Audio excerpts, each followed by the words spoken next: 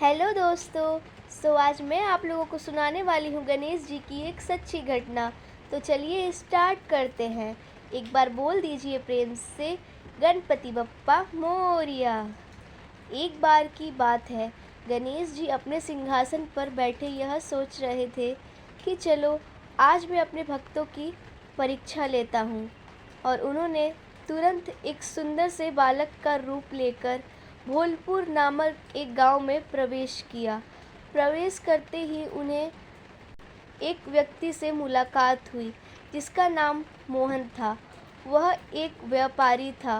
वह एक बहुत ही गरीब व्यक्ति था। वह एक छोटे से झोपड़ी में रहता था। उसकी बेटी एक पायल छोटी बच्ची और उसकी बीवी मनीता थी।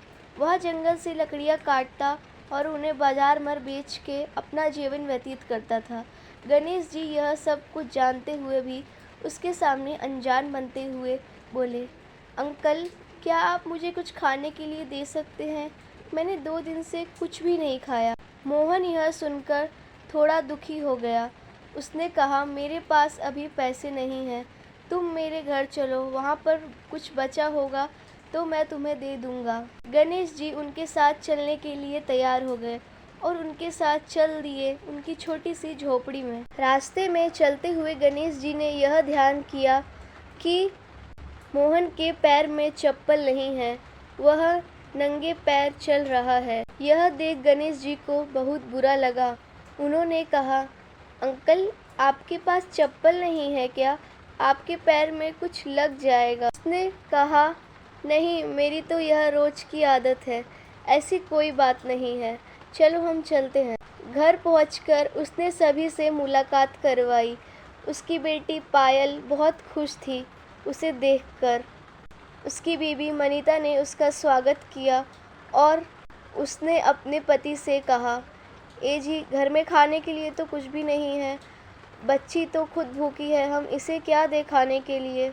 बेचारा मोहन चिंतित होकर सोचने लगा, अब मैं इसे अपने घर भी ले आया इतनी दूर, अगर कुछ खाने को ना दूँ तो कितना बुरा लगेगा।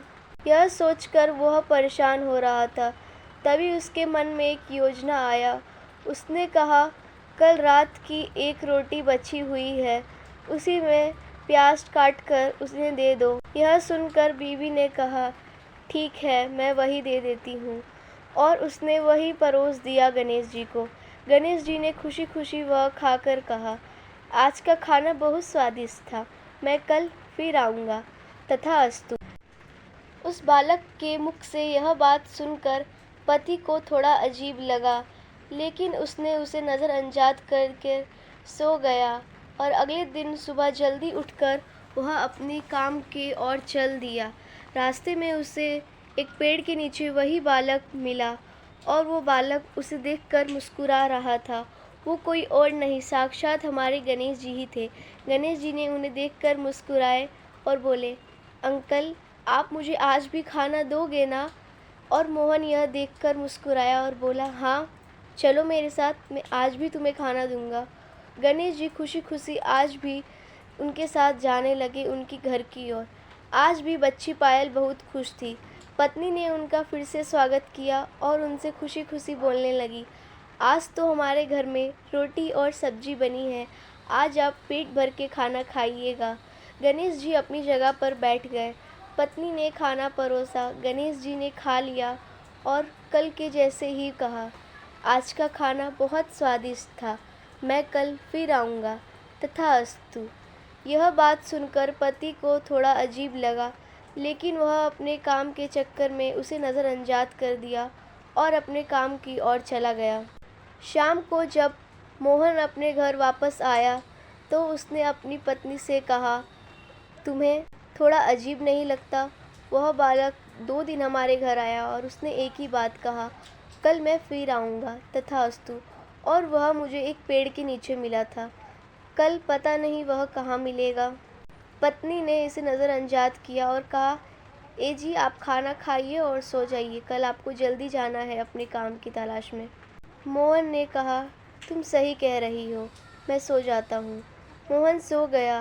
रात को जब वह सोया तो उसके सपने में साक्षात गणेश जी आए और बोले, मोहन, मोहन, ओ मोहन, मैं आ गया तुम्हारी सारी कठिनाइयों और परेशानियों को दूर करने। अब तुम्हारे जीवन में खुशियाँ आएंगी, सुख आएगा और तुम खुशी खुशी अपना जीवन व्यतीत करोगे।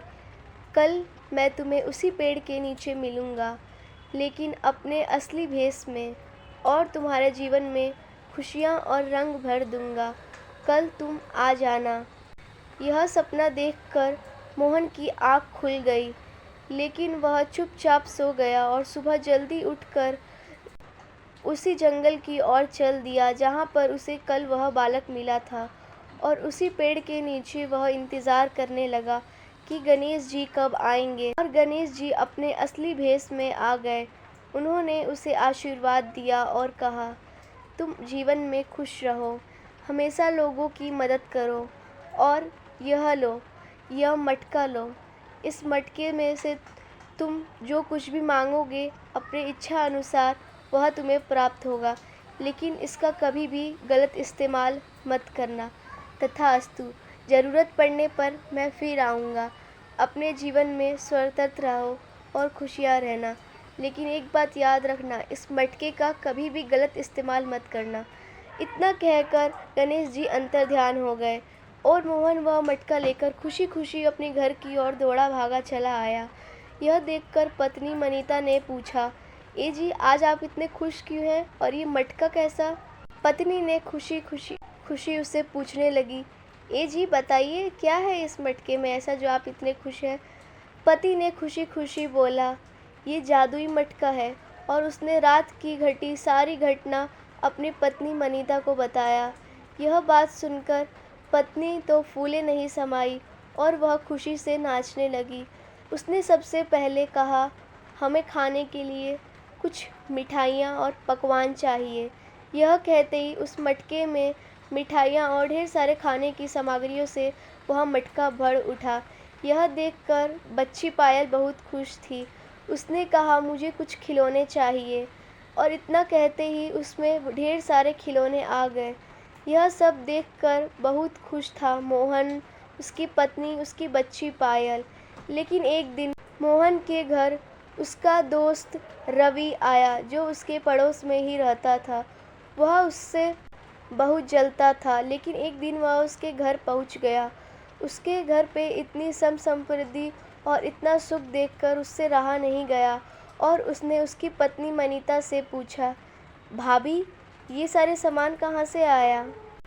मोहन की लॉटरी लग गई है क्या? मनीता बहुत ज़्यादा भोली थी। उसने सारी सच्चाई उसे बता दी। यह सुनकर मोहन के दोस्त रवि के मन में लालच आ गया, और उसने यह निश्चय किया कि रात को जब सब सो जाएंगे तो वह इस मटके को चुरा लेगा। और उसने ठीक ऐसा ही किया।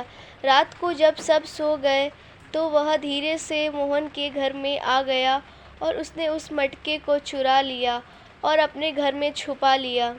अगले दिन जब मोहन उठा और उसके घर में वह मटका उसे नहीं मिला, तो वह बहुत दुखी था, लेकिन उसने किसी से कुछ भी नहीं कहा और अपनी काम की ओर चल दिया। वहीं दूसरी तरफ रवि बहुत खुश था उस मटके को लेकर। उसने कहा, चलो मैं भी देखता हूँ क्या कुछ ऐसा होता है। उसने सबसे पहले अपनी लालच में ढेर सारा धन मांगने का निश्चय किया, और उसने कहा, मुझे अमीर बना दो, मुझे ढेर सारा धन दे दो। ऐसा कहते ही उस घड़े में ढेर सारे धन दौलत और पैसे आ गए।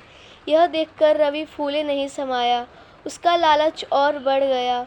उसने कहा, मुझे ढेर सारे सोने के सिक्के चाहिए। ऐसा कहते ही उसमें ढेर सारे सोने के सिक्के आ गए। यह देखकर रवि बहुत खुश था। उसने उस मटके को अपने सारे पैसे अपनी अलमारी में रख दिए और बाहर चला गया, और वह बहुत ज़्यादा खुश था। उसने अपने दोस्त मोहन को कहा, भाई, मैं अमीर हो गया, मेरी लॉटरी लग गई। अब मैं इस गांव में नहीं रहूँगा, मैं विदेश जा रहा हूँ। ऐसा सुन मोहन को झटका लगा। उसको शक होने लगा कि कहीं कहीं मेरा मटका इसके हवाले तो नहीं। मुझे आज रात पता करना होगा। ऐसा सोच वह उस रात सोया नहीं, और रवि के घर के खिड़की से झांकने लगा उसके घर की ओर। रवि रात को जब सो रहा था तब मोहन उसके घर में घुस गया और अपना मटका वहाँ देखकर वह बहुत खुश हुआ और वह सारी बात समझ गया कि उसका मटका गायब होने में किसका हाथ था, और उसने कुछ ना कहते हुए चुपचाप अपने घर में जाकर सो गया। अगले दिन जब वह सुबह उठा तो वह सबसे पहले रवि के घर गया और उसने कहा, भाई मेरा मटका दे दो, यह मेरा मटका है, तुमने मेरा मटका क्यों चुराया? यह बात सुन रवि घबरा गया और वह बोलने लगा, अरे नहीं नहीं, ये तो मैंने मार्केट से ख़रीदा है, ये तुम्हारा मटका कैसा हो सकता है? मटके तो बहुत सारे होते हैं, कहीं भी देख लो बाज़ार में, ये मैंने ख़रीदा है, मैं नहीं दूंगा। यह सुन मोहन घबरा गया और उसने कहा, अरे नहीं नहीं, मैं तुम्हें दिखाता हूँ, यह मेरा ही मटका है, इसमें गणेश जी बने हुए हैं, यह मैं कल ही लाया था बाज़ार से, यह देखो ये गणेश जी, इन्हें मैंने ही बनाया है इस पर पीले कलर से। वह देख रवि बोलने लगा, अरे नहीं, मैंने बाज़ार से ऐसा ही गणेश जी वाला मटका खरीदा है, ये तुम्हारा नहीं हो सकता, ये मेरा है। यह इस बात के बीच मोहन और रवि में बहुत बड़ी बहस हो गई और झगड़े लड़ाई के चक्कर में वह मटका टूट गया और उस मटके के टूटते ही यह बात गणेश जी को पता लगी। तब गणेश जी साक्षात वहाँ पर प्रकट हुए और उन्होंने कहा, मोहन की इसमें कोई गलती नहीं है, गलती रवि की है, उसने अपने लालच में इसे चुरा लिया और उसने झूठ भी कहा कि ये उसका मटका नहीं है, तो उसे श्राप मिलना चाहिए और उसने उन्हें श्राप दिया। तब गणेश जी ने कहा कि अब तुम जीवन भर देख नहीं पाओगे और उसे अंधा कर दिया। साथ ही साथ उस मटके को जोड़कर उन्होंने उसे मोहन के हवाले सौंप कर कहा, इसका ध्यान रखना, अगर अब ये टूट गया तो इसे जोड़ने का कोई रास्ता नहीं है, इसे संभाल कर रखना अपने घर में। तथास्तु, मेरा आशीर्वाद तुम पर सदा ही रहेगा। यह कहानी समाप्त होती है। आपको कैसी लगी हमें ज़रूर बताइएगा। अगर आपको पसंद आई है तो हमारे भगवान प्रेमी शक्ति चैनल को सब्सक्राइब करके वीडियो को लाइक कर दीजिएगा और कमेंट में गणपति बप्पा मोरया लिख दीजिएगा ज़रूर से। बोले जय श्री गणेशाय नमः, जय श्री गणेशाय नमः, गणपति बप्पा मोरया।